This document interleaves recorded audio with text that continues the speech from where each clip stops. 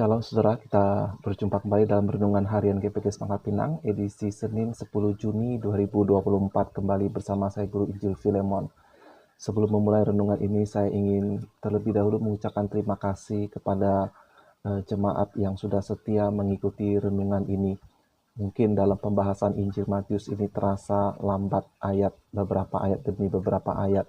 Tapi saya berdoa dan berharap bagi jemaat yang setia ataupun yang sekali-sekali melihat renungan ini boleh mendapatkan sungguh petunjuk dari firman Tuhan. Dan saya akan bersyukur dan berterima kasih kalau saudara-saudari juga ingin memberikan respon terhadap renungan-renungan yang saya bagikan. Nah, saudara, perenungan hari ini masih akan melanjutkan dari Injil Matius. Salah satu bagian yang cukup lama membuat saya bingung, tidak begitu yakin apa maksud dari perkataan ini. Tetapi puji Tuhan, saya yakin Tuhan sudah menuntun saya untuk boleh menjelaskannya kepada saudara pada hari ini. Yaitu berkaitan dengan kesaksian. Saya akan bacakan, yaitu Injil Matius pasal 10 ayat 19 dan 20. Demikian bunyi firman Tuhan. Apabila mereka menyerahkan kamu, janganlah kamu khawatir akan bagaimana dan akan apa yang harus kamu katakan. Karena semuanya itu akan dikaruniakan kepadamu pada saat itu juga. Karena bukan kamu yang berkata-kata, melainkan roh Bapakmu, Dia yang akan berkata-kata di dalam kamu. Amin. Demikian pembacaan firman Tuhan. Mari sekali lagi kita minta pertolongan dari roh Bapa kita, yaitu Roh Kudus, untuk menolong kita memahami dan juga untuk mengaplikasikannya dalam kehidupan kita. Mari kita berdoa. Bapa yang baik, kami mohon agar Roh-Mu menolong kami untuk mengerti firman-Mu dan juga untuk bisa melakukannya dalam kehidupan kami. Kami rindu Tuhan supaya dalam kehidupan kami punya kesempatan untuk merasakan, mengalami apa yang firman-Mu ini maksudkan. Pakailah hamba-Mu ini untuk boleh menjelaskannya. Dalam nama Tuhan Yesus kami berdoa. Amin. Saudara, jujur saja ketika membaca ayat-ayat ini sebagai seorang pelajar, seorang yang belajar teologi, ada suatu kebimbangan, bahkan ada sedikit rasa ketidaksukaan.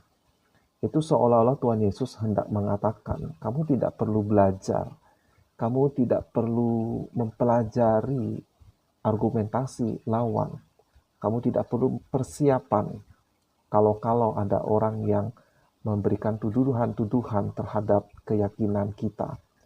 Tapi saudara, setelah saya renungkan dan saya coba pelajari kira-kira apa maksud firman Tuhan ini, apa maksud perkataan Tuhan kita dalam kalimatnya ini, ya.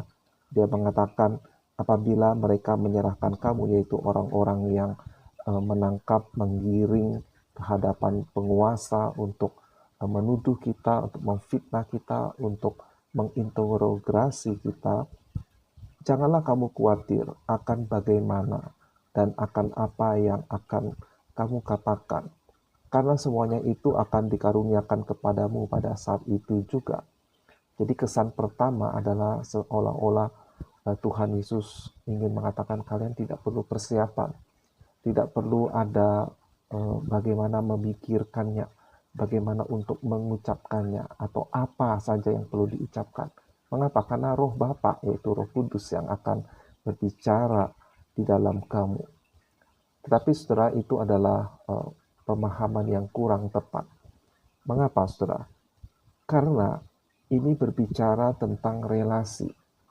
Sebuah relasi dengan roh Bapa, yaitu dengan Roh Kudus.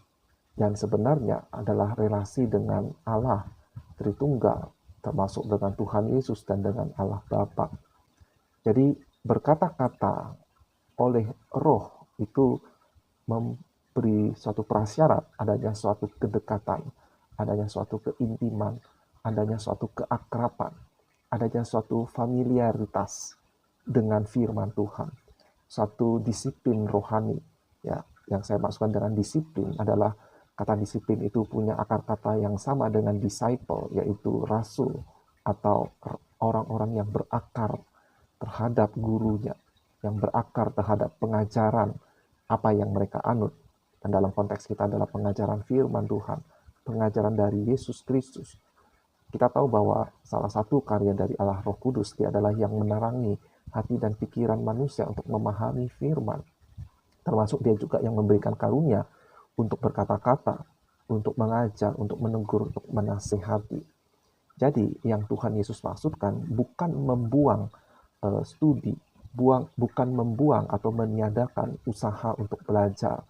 Buat apa ada seminari, ada STT, buat apa kita mengadakan pembinaan, buat apa kita menggali firman Tuhan, pendalaman Alkitab dan lain-lainnya, buat apa ada khotbah, ada ilmu apologetika untuk membela iman Kristen kita.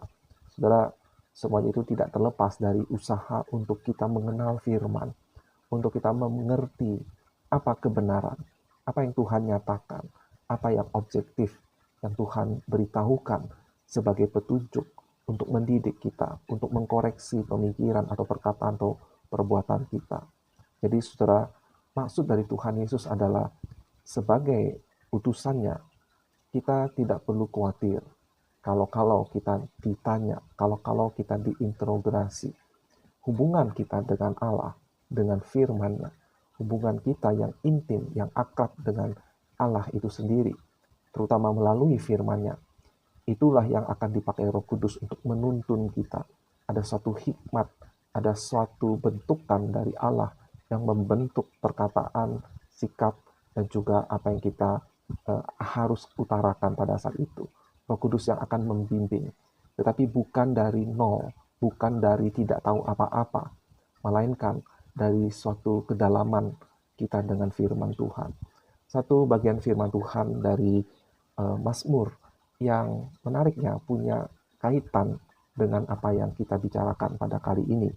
Ya, demikian firman Tuhan, yaitu dari Mazmur 141 ayat 3. Judul dari Mazmur ini adalah doa dalam pencobaan. Dia berkata demikian di ayat yang ketiga. Awasilah mulutku, ya Tuhan, berjagalah pada pintu bibirku. Sebuah ayat yang pendek, sebuah ayat yang sederhana, tetapi punya makna yang mendalam. Agar Tuhan mengawasi perkataan kita, bahkan meminta Allah berjaga di pintu bibirku. Ini berarti meminta Tuhan menuntun, membimbing apa yang harus kita ucapkan. Dan ini, sekali lagi konteksnya adalah doa dalam pencobaan. Jadi, punya konteks yang sama seperti yang Tuhan Yesus maksudkan. Kalau ada orang yang menangkap kamu, menggiring kamu, menginterogasi kamu, mencari kesalahan pada dirimu dan pada keyakinan iman yang kita anut, jangan khawatir. Allah akan berjaga-jaga. Allah akan menuntun. Allah akan membimbing kita. Jadi saudara, Anda bisa dengan bebas banyak belajar. Bahkan itu adalah suatu bukti kecintaan kita pada firman Tuhan. Seperti nyanyian yang terinspirasi dari Mazmur. Kurenungkan firman-Mu siang dan malam, karena aku mengasihi Tuhan. Jadi saudara, pertanyaannya adalah, apakah kita sudah cukup? Apakah kita sudah begitu haus untuk menyelami firman Tuhan, untuk mencari, untuk belajar dan belajar. Bahkan saudara, saya juga mengencourage, saya mendorong saudara untuk juga sedikit belajar, sedikit banyak belajar tentang orang-orang lain, dari kepercayaan yang lain, bukan untuk mencari-cari kesalahan, tapi untuk melihat keunikan, keindahan dari firman, dari apa yang kita percayai, apa yang Tuhan nyatakan melalui firman yang tertulis ini.